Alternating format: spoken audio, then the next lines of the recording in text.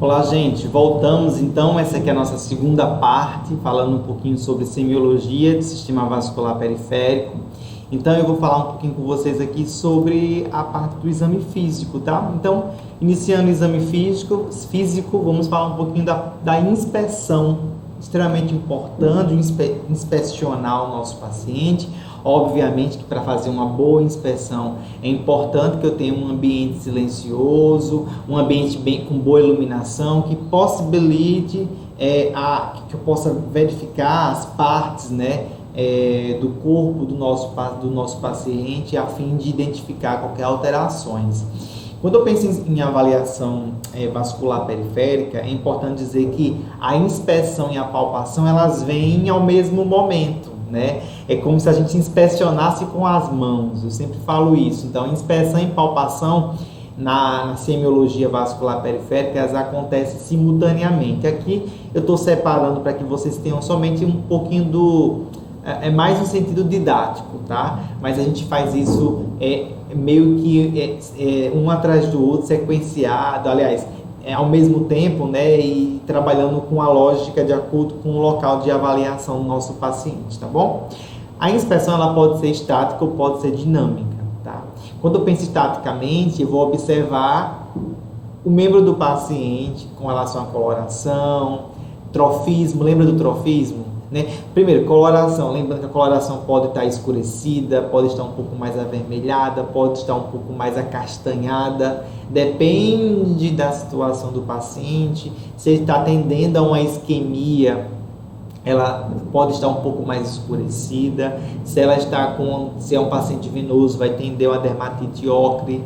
Se é um paciente que está com algum tipo de ferida ou está tendendo a uma ulceração, pode ficar uma região com a área com uma borda um pouco mais rosada, uma característica como se tivesse para sair um edema naquele lugar, uma úlcera naquele lugar. Então, a gente vai começar a ver essas características de coloração, assim como avaliar o trofismo, né? A hidratação da pele, a questão da presença ou não dos pelos, tá certo? Observar como é que está a estrutura, as unhas, os dedos, se há fissuras, se há algum tipo de alteração cutânea importante entre os dedos, nas unhas. Isso são aspectos que nós consideramos também na avaliação, na inspeção estática do nosso paciente, tá? Tecido celular subcutâneo, avaliar todos os tecidos, todo o membro do paciente, a musculatura. Então, tudo que envolve o membro do meu paciente, geralmente a gente faz isso fazendo comparação, tá, gente? Então, eu comparo um membro com outro, observo um membro, observo o outro, tento colocar ali meio que um parâmetro para poder identificando essas variações ou essas alterações. Quando eu penso numa inspeção dinâmica, aqui eu coloquei aquela questão da palidez de elevação. Não é o teste que eu vou mostrar na sequência para vocês, mas é somente a elevação para verificar se a palidez ela aumenta, ela fica mais acentuada. Do mesmo modo, se o meu paciente ele tem varizes, por exemplo, eu posso elevar esse membro e depois baixar para verificar se essas varizes elas têm esse enchimento venoso, tá? A gente observa isso também. E também observar se existe ou não, no caso do paciente que tem doença arterial periférica, observar se depois de uma elevação ele pode ter aquela característica avermelhada que é o rubor, quando eu coloco o paciente com membro em pendência, tá bom? Então, de modo geral, esses aqui são os aspectos que a gente vai avaliar na inspeção.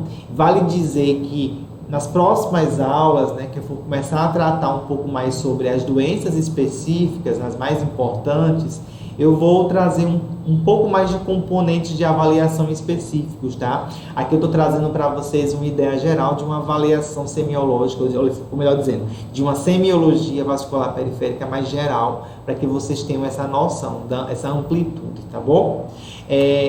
Aqui eu trouxe somente para vocês terem noção, são imagens mais fortes, mas é que com relação à coloração, isso aqui é uma gangrena, tá, gente? A gente já vê um tecido necrótico claramente. Essa pessoa, aqui existe uma cianose, uma coloração mais azulada, vejam. Existe um tecido de escamação, já existe provavelmente esse membro aqui, pelo menos o pé já está perdido, tá? Ou uma parte dele. Mas eu vejo tudo isso, característica das unhas, Aqui também verifica a presença de úlceras, onde estão essas úlceras. Então, depois a gente vai ver que a gente pode medir as úlceras, tá? Isso nas aulas específicas de cada uma das doenças. A medição das úlceras, verificar as características da borda da úlcera, tem tudo isso que a gente pode analisar. Mas aqui é importante ver os dedos, as unhas, a característica da pele, coloração, hidratação, tá? Aqui é a síndrome de Raynaud. É muito comum aqui o paciente, ele não tem uma, como é que eu posso dizer, uma vascularização periférica adequada. Então, em temperaturas mais baixas, em situações específicas, esse paciente que possui essa síndrome, ele tem redução da vascularização periférica, principalmente dos dedos, tá? E nesse caso a gente vê claramente aqui, comparando a área comprometida e a não comprometida, a palidez. Então coloquei aqui só para ilustrar o que é de fato uma palidez. Às vezes fica a dúvida, depende da cor da pele do paciente também. Pacientes de pele negra, a gente pode ter um pouco mais de dificuldade de identificar essa questão da palidez, mas não é possível, tá? A gente consegue estabelecer esses parâmetros específicos, tá? Aqui também, eu tenho basicamente um quadro de doenças arteriais, tá?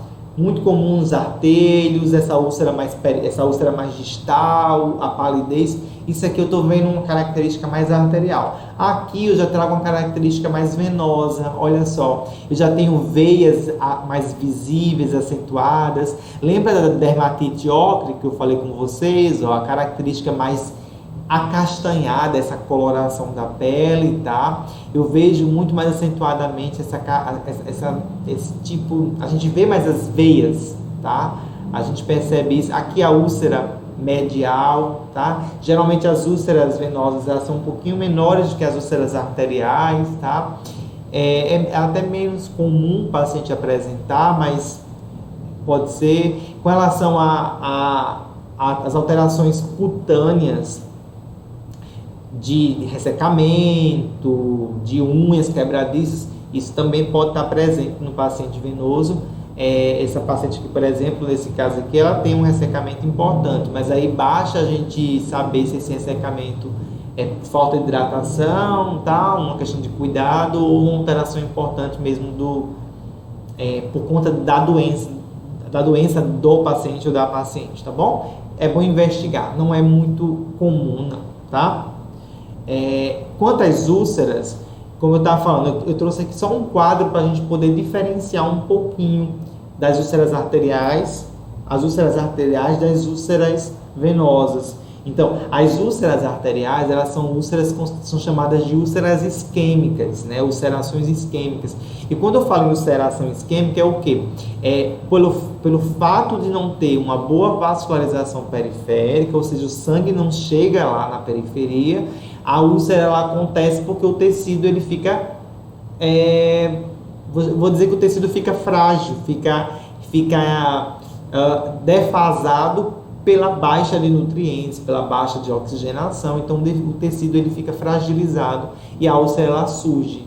Geralmente a úlcera arterial, elas são úlceras unilaterais, elas aparecem mais na região distal, então dedos, dorso do pé, na margem externa do pé, então é mais lateral a tendência dela, tá?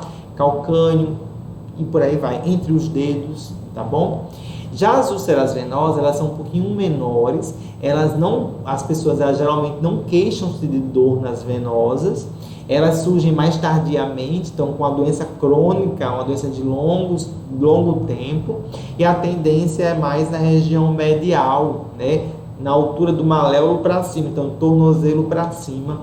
É mais comum a gente ver no caso de doenças, esse tipo de úlcera é mais comum em pacientes com doenças venosas, tá bom? Então só para vocês terem um pouquinho de ideia, com relação ao tamanho da úlcera arterial, tá? É importante dizer que a extensão da úlcera depende também do grau de isquemia do membro, tá bom? Então quanto maior a isquemia, mais complicada é a úlcera, mais dolorosa, mais infectada, tá? Isso também tem relação com a isquemia do membro do paciente.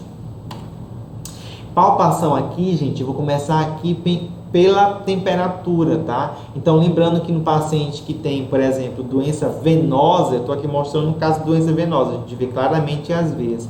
esse paciente não tem alteração de temperatura importante, a gente não percebe mudança de temperatura, de novo, a não ser que eu palpe ali naquela região do maléolo medial, né, da paciente, e ali possa estar um processo inflamatório e estar um pouquinho mais quente, tá bom? Mas de modo geral, a gente não tem nesse paciente venoso alterações. É mais comum no paciente de doença arterial periférica ele possuir redução de temperatura, principalmente mais distal, reduz a temperatura pela redução de fluxo sanguíneo, tá bom? O que é importante dizer para vocês, que essa avaliação ela precisa ser feita bilateralmente, então compara um lado com o outro, a mesma altura que eu vejo de um membro, eu vejo no outro membro, tá? E é indicado que a gente evite usar a palma da mão, use mais o dorso, principalmente dos dedos. Então coloca lá o dorso dos dedos, porque a gente consegue ter uma sensibilidade melhor e a gente não confunde com a temperatura das nossas próprias mãos, tá bom? Então, com o dorso dos dedos é o mais adequado e levar em consideração essa característica. Quando a gente tem uma isquemia, os tecidos tendem a estar mais frios, tá certo? Com relação à palpação também, agora a palpação dos pulsos, eu coloquei aqui dos membros superiores, somente a título de informação, é pouquíssimo comum que nós façamos essa avaliação de pulsos de membro superior, porque de fato os nossos pacientes, eles são mais pacientes comprometidos em membros inferiores, então esses aqui são os pulsos que eu considero mais importantes, que vocês possam ter isso em mente. Sugiro já que comecem a avaliar o pulso do irmão, da irmã, da irmã, da mãe, do namorado, da namorada, dos amigos mais próximos, né? Enfim, muito cuidado com relação aos contatos, mas comecem a estudar essa pulsação, porque é uma questão de sensibilidade, tem que ter muita atenção na hora de verificar o pulso, tá? Então, a pulsação femoral, pulso poplíteo, tibial posterior e pulso pedioso. Tibial posterior e pedioso são os mais fáceis, tá, de identificar. É importante vocês saberem onde eles estão, porque eles são importantes para poder fazermos algumas avaliações, como o teste que eu vou mostrar logo depois, que é o ITB, tá? Então, tem que saber, esses dois tem que saber onde eles estão localizados. Sei que eu não aceito dúvidas sobre isso. Pulso femoral e pulso poplíteo, principalmente o poplíteo, ele é um pulso que tem maior dificuldade, que a gente tem maior dificuldade em identificar, porque ele é um pulso profundo, tá bom? Então requer um pouquinho de cuidado, de atenção, às vezes a gente perde muito facilmente, acha e perde, é uma coisa meio mais difícil. Mas ele é um pouquinho mais complexo, então atenção para o poplíteo, tá certo? Quanto aos pulsos, a gente classifica os pulsos aqui, ó, normal, diminuído ou ausente. O diminuído, melhor dizendo, ele varia de 3 mais a 1 mais, onde 3 mais é um diminuído menos diminuído, 2 moderadamente diminuído e 1 mais bem diminuído, tá? Então, a gente começa a ver essa questão da classificação em todos os níveis, a gente vai ver essa amplitude, né, que é exatamente a classificação aqui do pulso, amplitude do pulso, como a gente percebe essa pulsação e a simetria. Então, é sempre uma avaliação simétrica. Então, vejo de um lado comparando com o outro. Às vezes, por exemplo, poplíteo, eu não tenho como ficar com a mão de um lado e a mão de outro. Então, eu vou ter que ver o de um lado, depois eu vou ter que avaliar o outro. Mas, por exemplo, o tibial posterior, a gente pode conseguir fazer a avaliação simétrica, pedioso também consegue fazer a avaliação simétrica e o femoral também consegue fazer a avaliação simétrica, tá bom? Eu coloquei aqui em verde, aqui para ficar mais fácil, às vezes eu coloco, aqui é do membro superior, tá? Corta essa parte de cima, foca aqui embaixo.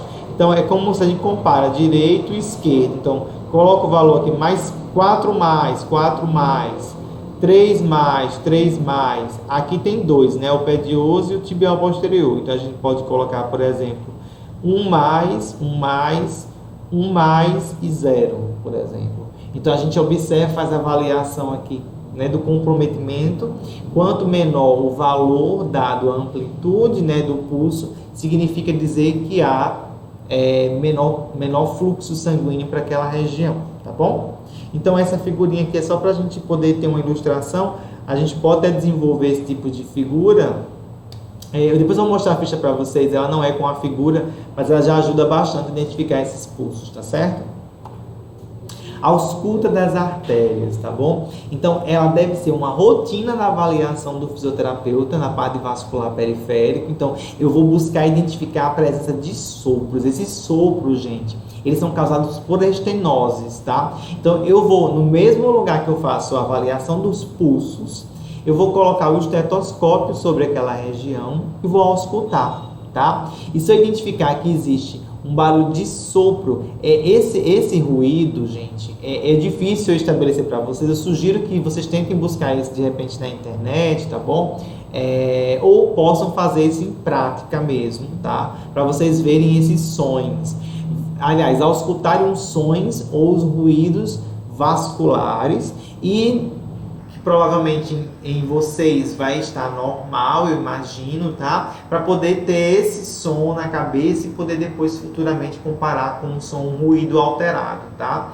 Mas esses sopros são barulhos um pouco mais fortes, como se o sangue tivesse dificuldade em passar por aquele estreito canal, tá bom? Então existe uma estenose, que é uma redução do lúmen do vaso, tá? E essa redução do lúmen do vaso, que pode ser causada tanto por uma placa aterosclerótica, por um espessamento das paredes ou por algum tipo de alteração vascular específica, faz com que esse fluxo de sangue ele reduza. Então a gente ouve essa alteração e a gente ausculta, melhor dizendo, com um sopro, tá? No caso de não auscultar absolutamente nada, isso significa dizer que a gente tem uma obstrução total daquela artéria, tá bom? Então, a ausculta das artérias é extremamente importante. Lembrando que a gente tem como fazer a ausculta venosa, tá? Mas não é comum na fisioterapia, assim, não tem muita importância fazer esse tipo de ausculta, mas é provável, porque num paciente que tem, se eu estou com dúvida, né? Vamos lá, um paciente chegou para mim, não estou vendo varizes importantes, não estou vendo nada do tipo, eu posso fazer a ausculta nas veias para tirar dúvida se essa pessoa ela pode ter ou não insuficiência venosa já é importante. Quando o paciente já tem varizes mais calibrosas, eu já vejo que existe ali uma doença venosa crônica muito característica de uma insuficiência valvular, eu nem preciso fazer, porque eu já não preciso ter diagnóstico sobre aquilo. Já está claro para mim, clinicamente, que essa pessoa tem insuficiência venosa, tá bom? Só uma observação. Não apertar demais, tá? E por que não apertar? Eu digo não apertar demais quando for usar a campanula lá sobre a artéria, tá? Não pressionar demais, porque se pressionar demais, apertou, ela vai parar de circular. Vai dizer, opa, professor, está sem som aqui, ó. O paciente está com obstrução total, e na verdade não é isso, é porque ele está obstruindo, né? Enfim, a gente tem que tomar cuidado somente para não apertar demais, tá? Aqui é para a gente avaliar edemas, tá? Então, quando eu vou avaliar o membro na parte trófica, eu vou pegar no paciente e vou avaliar os edemas, e quanto mais profundo for essa digital, essa impressão digital, maior é o volume daquele edema, tá bom? Então, aqui é um sistema de cruzes, é bem antigo, tá, gente? Bem subjetivo também, mas algumas pessoas colocam só sinal de cacifo positivo, tá? Esse aqui é o sinal de cacifo, só para ficar claro, tá? Sinal de cacifo positivo. Mas existe a possibilidade de pontuar isso, tá? Quanto mais profundo, maior. Então, cacifo positivo, cacifo mais 4. Aí eu sei que é um edema de maior profundidade, um edema mais importante, tá bom? Geralmente a pessoa que tem edema tem a pele mais lisa, mais brilhosa, tá? Com poucos pelos, portanto. Geralmente ela pode ser... É importante, na verdade, que a gente avalie se existe ou não simetria. E outra, às vezes uma perna ela está com edema que vai até os joelhos e outra que está só na altura do tornozelo. Então, eu preciso especificar isso na minha avaliação, na minha palpação, tá? Que o edema, ele é bilateral, mas não existe simetria entre os edemas. Aí você vai dizer demarcar a altura de um e demarcar a altura do outro, tá bom? Ademais, você também consegue identificar sinais de flogose. Sinais flogísticos é o quê? Sinais de processos inflamatórios. Então, como eu falei, com o toque, com a palpação, a gente consegue avaliar, né, a dor, a temperatura do paciente, a coisa toda, e consegue identificar isso. Então, calor, rubor e dor. Calor, a temperatura, a vermelhidão e a dor do paciente relatada. Então, é um sintoma, um sinal, melhor dizendo, que o paciente está com flogose ou processo inflamatório naquela região específica, tá bom? Perfusão periférica, a gente avalia para verificar como é que está o fluxo sanguíneo periférico. Então, pode ser feito tanto no membro superior como no membro inferior, tá? A gente observa tanto por meio, eu quero falar observa não, mas quer dizer, a gente constata isso, tanto por meio de uma inspeção como por meio de uma palpação, tá? Então, inspecionando aqui, ó, por exemplo, essa paciente está com os dedos cianóticos, tá? Mesma coisa pode estar os membros inferiores, isso aqui também, ó, tá com cianose. Então, inspecionando, eu já posso ver que existe problema de perfusão. Mas para confirmar, se não é um caso como esses, né, a gente vai fazer a palpação. Como é que funciona? Lá nos membros inferiores, nos dedos, pode pegar um dos dedos, o hálux, por exemplo, faz o pressionamento e verifica o retorno de sangue, né? Então, a gente faz a compressão, solta e verifica o retorno, né? A cor rosácea, rosácea está correta, cor rosa, não sei como é que chama isso, mas a coloração mais avermelhadinha, ela volta para o dedo, né, do paciente. Então, a gente vai ver esse tempo de retorno, tá bom? Se for um retorno rápido, né, ou seja, um retorno com menos de 3 segundos, voltou rapidamente, significa dizer que não está com prejuízo na perfusão periférica, tá?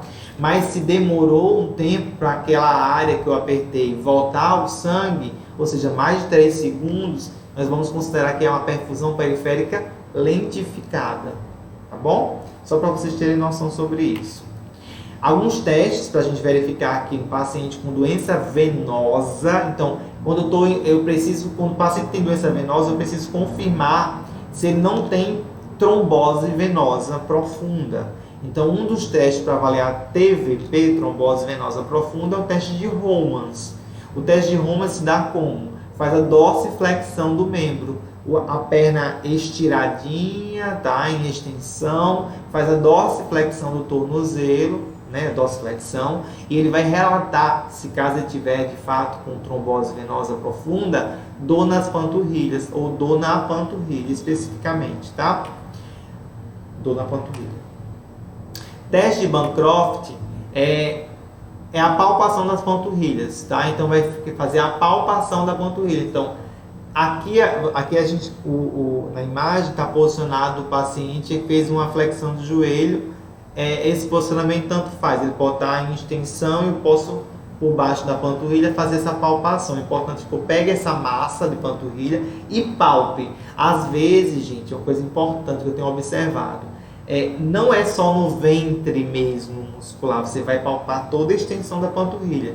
Se tem dor, você considera como positivo, tá? O outro teste para também TVP é o teste de bandeira. Nesse teste aqui a gente vai ver, quero que vocês observem, essa panturrilha aqui contra a perna, a gente vai pressionar, né? A gente vai ver se tem mobilidade. O teste de bandeira é verificar se movimenta, se tem mobilidade. É como se a panturrilha fosse o tecido, a bandeira, e aqui a perna, os ossos da perna fosse um mastro, tá? Então, nesse lado aqui, a gente observa que tem mobilidade, que a gente consegue mobilizar a massa, as panturrilhas, a panturrilha, né? E aqui a gente não vê essa mobilidade. Vejam que aqui a gente consegue ver exatamente o músculo contra a parte óssea, e aqui a gente não consegue ver isso. Então, o teste positivo significa dizer que há um empastamento das panturrilhas, ou da panturrilha. O que significa empastamento, gente? Panturrilha demasiada, cheia, isso também é característico. Quando associado com dor, isso também é característico de TVP, tá bom? Então, é um teste positivo quando as panturrilhas estão pouco móveis, empastadas, cheias, tá? Pode ser simétrico ou não, então o teste é para cada lado. Então, pode ser positivo direito e negativo esquerdo, tá bom? Teste de Buerg, aquele que eu falei para vocês que ia comentar, é um teste para avaliar doenças arteriais periféricas, tá? Como é que funciona? Coloca o paciente lá na maca, faça a elevação. Esse paciente está de meia, não é assim que se avalia, tá? O paciente tem que estar com o membro exposto, tá bom? Então ele com o membro exposto, coloca lá os dois membros para cima. O que a gente vai fazer? Deixar aqui os membros mantidos por até 2 minutos em elevação, em torno de 45 graus. Eu vou observar, gente, a palidez dos membros. Então eu vou observar. Se eu tenho só um membro com doença arterial e o outro sem, um vai ficar mais pálido do que o outro. Já é uma primeira coisa que eu vou observar. Essa palidez já é sinal de isquemia, tá? Eleva os membros 2 minutos. Imediatamente depois que terminar os 2 minutos, eu rodo o paciente para fora. Ele vai sentar com as pernas pendentes, penduradas para fora. E nesse momento o fisioterapeuta vai observar as pernas do paciente e os pés. Vai observar se existe ou não uma vermelhidão, tá? Uma cor avermelhada nos membros dele. Vai comparar um com o outro. O membro que tem doença arterial obstrutiva periférica, ele vai ficar mais avermelhado do que o outro. Se tiver o outro normal, obviamente, tá bom? E por que essa vermelhidão? Por conta eu comentei, da dilatação arteriolar. Gente, uma pessoa que tem doença arterial periférica, ela tem uma artéria importante obstruída, em maior ou menor grau, tá? Não tem uma obstrução.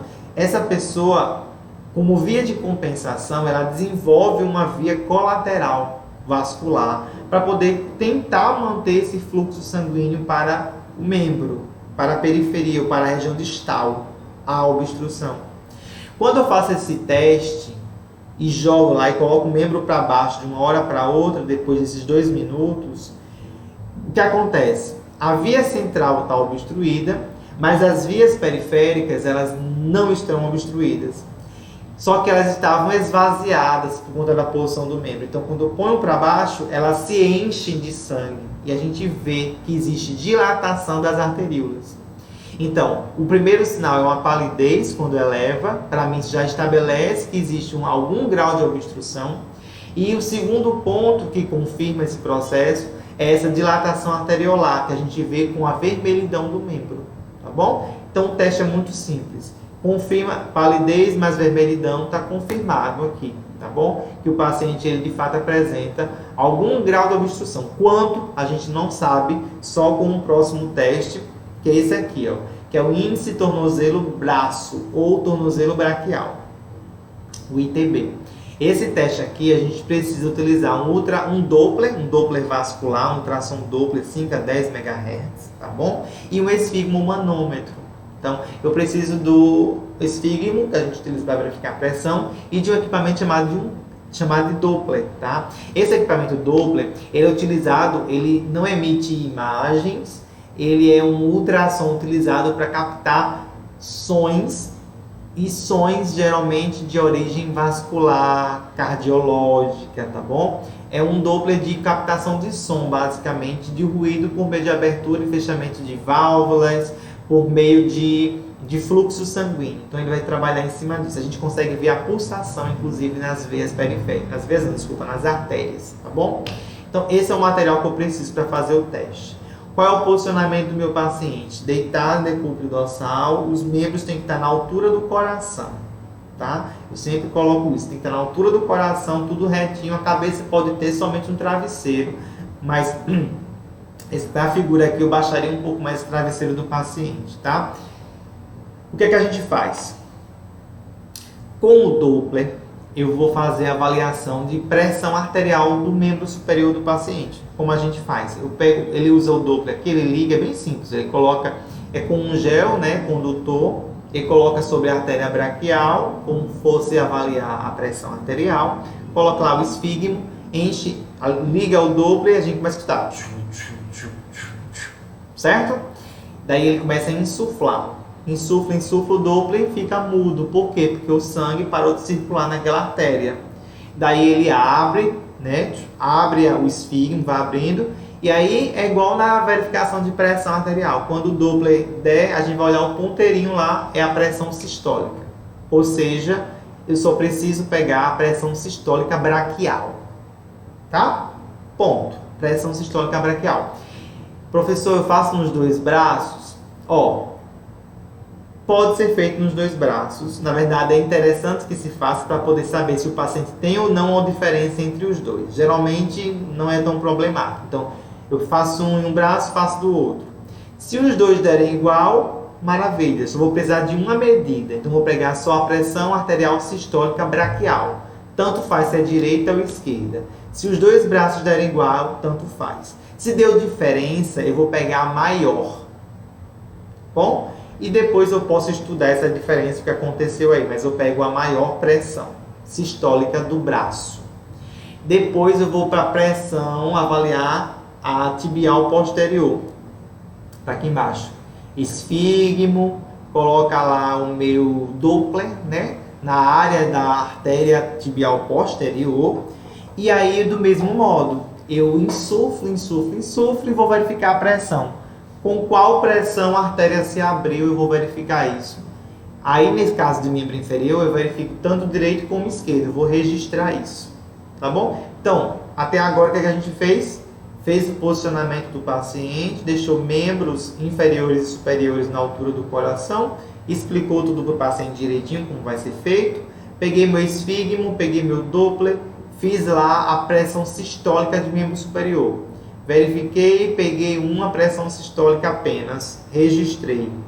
Vou para membro inferior, faço direito, faço esquerdo. Por qual artéria? Artéria tibial posterior. Pode ser artéria pediosa ou artéria dorsal do pé, tá? Tanto faz. Eu prefiro nessa que está fazendo aqui. Tibial posterior é mais fácil, tem um calibre um pouco maior, a gente consegue identificar melhor essa artéria aí. Então, e é mais simples, mais rápido. Então, eu faço por ela, tá certo? Então, eu faço a pressão sistólica direita de membro inferior, pressão sistólica esquerda de membro inferior. Ponto. Acabou. O que é que eu faço com isso? Olha, gente. Recapitulando, eu fui somente verificar, né, a pressão de cada um dos lados. Então, eu anotei, no membro superior é a mesma, é uma só, então está aqui registrado. Fiz a do tornozelo direito, fiz a do tornozelo esquerdo. Qual é o ITB? Qual é o índice? Como é que eu calculo o índice, professor? Vamos lá. ITB direito, tá até errado aqui, é igual a razão de. O que é que eu faço? Eu vou dividir a pressão que eu achei no tornozelo direito, seja na tibial posterior, na pediosa, na artéria dorsal do pé, tá? Eu divido ela, a pressão sistólica do pé direito, pela a pressão sistólica do membro superior. É uma só. Divido membro inferior direito pela pressão sistólica do braço. Do mesmo jeito eu faço no esquerdo. Divido, no caso, o esquerdo, o valor que deu aqui, tá? Divido pela pressão sistólica que deu no braço. E esse valor da divisão, ou seja, a razão entre a pressão de membro inferior, direita ou esquerda, com a pressão sistólica de membro superior, essa razão, ela é o índice que a gente está buscando. Aí você vai anotar quando deu o índice direito, ITB direito, ITB esquerdo. O que é que eu faço com esse valor? Aqui, ó. Esses dados aqui é da Associação American Diabetes Association, Associação Americana de Diabetes para Doença Arterial Periférica em pessoas com diabetes. Isso aqui, na verdade, é estabelecido para todas as pessoas. Por que eu trouxe para vocês esse especificamente? Porque aqui a gente já tem mais ou menos a categorização de que isso significa. Então, gente, se o ITB deu entre 0,91, o resultado lá, de novo, da perna direita pelo braço, né, a divisão do direito deu 0,91 a 1,3, esse paciente está normal. Essa perna está normal. Se a esquerda, por exemplo, eu nem lembro se eu falei direita ou esquerda, mas se a outra perna, ela deu, por exemplo, entre 0,7 e 0,9, esse paciente já tem uma obstrução. Ou seja, se o valor do ITB deu 0,9 para baixo, já existe algum grau de obstrução. Aí o que a gente vai ter que saber? Se essa obstrução ela é leve, moderada ou grave, severa, tá? Só isso que a gente vai ter que observar. É ruim quando dá abaixo de 0,9 e é ruim quando dá acima de 1,3. Porque acima de 1,3 significa dizer que essas artérias elas estão, como é que eu posso dizer? Muito enrijecidas, muito rígidas. Ela está tão rígida que ela não consegue se fechar adequadamente, sabe? A gente não consegue. Então ela tem pouca, ela é pouco flexível. Então é uma artéria rígida. Então o intervalo normalidade é 0,91 a 1,3, tá bom? Então esse teste aqui é um teste chamado padrão ouro.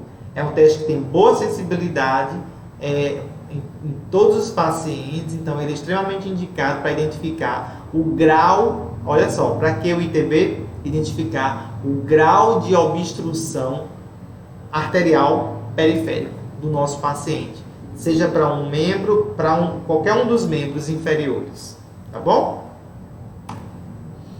Testes funcionais, estamos já acabando aqui pro finalzinho aqui das avaliações, tá bom? Da semiologia. Testes funcionais, então o objetivo é avaliar a capacidade física e funcional dos nossos pacientes. 2 testes aqui são bem utilizados no contexto de pacientes com doença vascular periférica, tá? Existem alguns outros que estão sendo bem utilizados, assim, tipo teste de degrau, tá? Shuttle Walking Test, mas aqui eu estou trazendo os 2 mais comuns, que são mais relatados nas diretrizes. Teste de caminhada de 6 minutos e o teste de esteira. O teste de caminhada de 6 minutos a gente já conhece, ele vai ser para avaliar exatamente a capacidade funcional. Vai ser utilizado num corredor de 30 metros, a pessoa vai andar durante 6 minutos naquele corredor e é isso que a gente vai avaliar, tá bom? O nosso paciente, quantos metros ele andou. O teste de esteira ele vai determinar o limiar de dor do meu paciente e quanto ele conseguiu andar na esteira.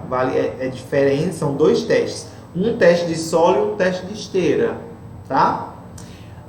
Vai ver o quanto ele conseguiu andar na esteira sem que a dor o limitasse, sem limitação de dor.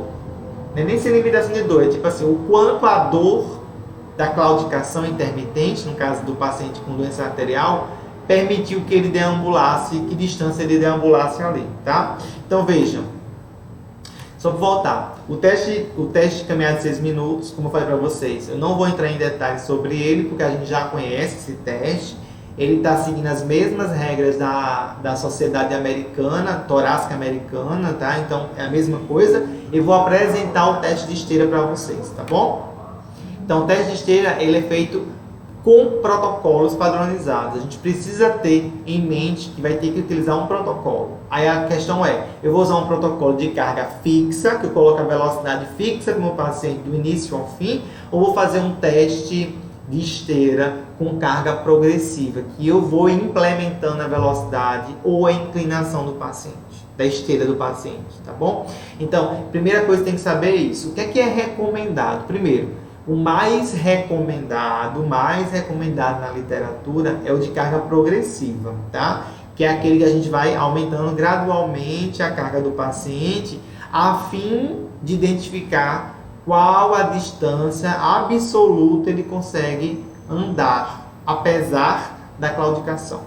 Então, o mais utilizado na literatura é o carga progressiva, é aquele que vai aumentando a velocidade para ele ir andando um pouco mais, ou vou deixando, aumentando a inclinação para ver até onde ele vai por conta da claudicação da dor dele.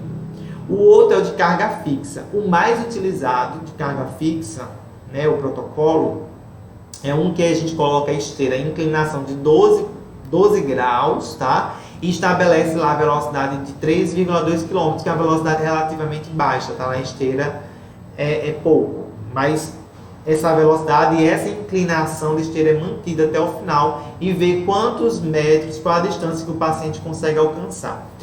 Antigamente, e vocês podem fazer isso, quando eu fazia esse teste, aqui na UFAM a gente está com um problema de esteira, né? Nossa esteira está quebrada, então não consigo mais fazer atualmente esse teste. Mas quando eu fazia, eu colocava também aqui uma escala de dor. Então, meu paciente dizia, eu ia vendo a cada minuto, tá? O quanto, a cada minuto, eu ia vendo o quanto de dor ele ia amplificando ou não.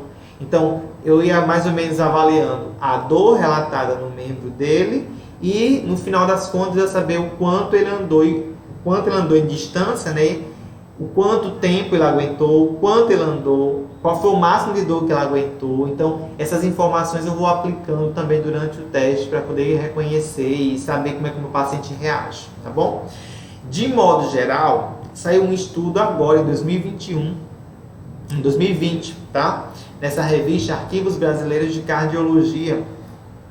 Eu achei interessante porque esse estudo ele foi feito com pessoas com doença arterial periférica. E ele fez uma comparação. Ele primeiro colocou esses pacientes para fazer um teste ergométrico para estabelecer o limiar anaeróbio ou ventilatório desses pacientes. E depois eles fizeram um teste de caminhada de 6 minutos. E o que foi interessante é que eles identificaram que o teste no solo, tá? Como um teste de caminhada de 6 minutos, impõe mais... deixa eu achar o termo que eles colocam aqui. É mais intenso, olha. O teste, a caminhada no solo, pode ser mais intensa para esse grupo. Ou seja, se eu estou querendo avaliar um paciente que tem melhor capacidade física, então coloca o teste de caminhada de 6 minutos que ele vai conseguir desenvolver. Se o seu paciente não tem uma boa capacidade física, faz um teste de esteira para ele, porque talvez ele consiga dar o máximo no teste de caminhada de 6 minutos. Então achei interessante porque ele coloca isso aqui, até para nos auxiliar na questão de prescrição de exercício físico, né, do treinamento, se vai ser em esteira, se vai ser no solo, tá? Eu quase sempre na minha vida eu trabalhei com paciente em esteira, até por falta de espaço nos lugares onde eu trabalhei, tá? Na UFAM atualmente, nós não estamos com a esteira à disposição, mas nós, por outro lado, temos um bom espaço para poder trabalhar com esses pacientes. Então, tem como trabalhar em solo com eles, tá bom? E para finalizar, esse aqui foi um statement, foi um direcionamento que a Fundação o Colégio Americano de Cardiologia eles apresentaram, eles colocaram sobre esses testes funcionais. Eles colocaram que apesar dos potenciais benefícios desses procedimentos, o comitê concorda que ambas as medidas podem ser difíceis de serem implementadas e que existem outras prioridades de medida, ou seja, existem outros testes que podem ser utilizados com prioridade acima desses que eu mostrei para vocês, teste de caminhada ou a esteira, tá? Então, o que eles estão dizendo aqui para a gente é o seguinte, por exemplo, nós estamos hoje sem esteira. Será que eu vou arrancar os cabelos da minha cabeça, vou ficar desesperado, vou achar que eu não consigo treinar meu paciente? Não, não é bem assim. Nós temos outros meios, é isso que eles querem dizer, nós temos outros métodos de avaliação e também eu faço uma extensão à fala deles de tratamento também, que a gente pode utilizar sem que necessariamente seja somente usando a esteira ou usando uma bicicleta ou, enfim, um instrumento, um equipamento, tá? Então a gente pode adaptar muitas coisas para o nosso paciente para que ele possa se desenvolver da melhor maneira possível, tá bom? Então, só para finalizar aqui, eu estou mostrando para vocês a nossa ficha. Lembrando que essa ficha aqui é a ficha atual que a gente utiliza no estágio. Ela não está, como é que eu posso dizer? Ela não é uma ficha adequada para o linfático, tá? Ela é uma ficha que foi construída para avaliar venoso e arterial. Então, nós não temos ainda esse contexto linfático, mas provavelmente a gente vai fazer isso, abrir isso para as próximas turmas, tá bom? Então, tá aqui a ficha, a identificação, né? A queixa principal, história da doença atual, hábitos de vida, antecedentes patológicos e familiares, a medicação em uso, alguns parâmetros antropométricos, sinais e sintomas vasculares, né? Aqui eu dividi o que seria mais arterial ou o que seria mais venoso. Eu sempre peço que faça avaliação global, para poder verificar se de repente tem um quadro misto com as duas condições.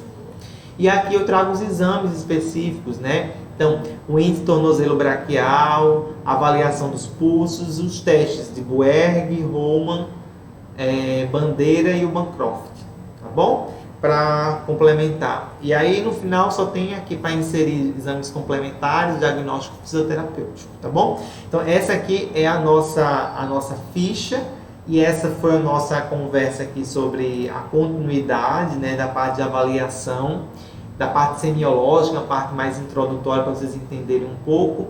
Espero que vocês tenham gostado. Aqui são só alguns pitaquinhos, algumas coisinhas para vocês, mas a gente vai poder ver isso um pouco melhor ao longo desses próximos dias de aulas, tá certo? E a gente se encontra na nossa próxima aula, tá bom? Um abraço, até lá. Tchau, tchau.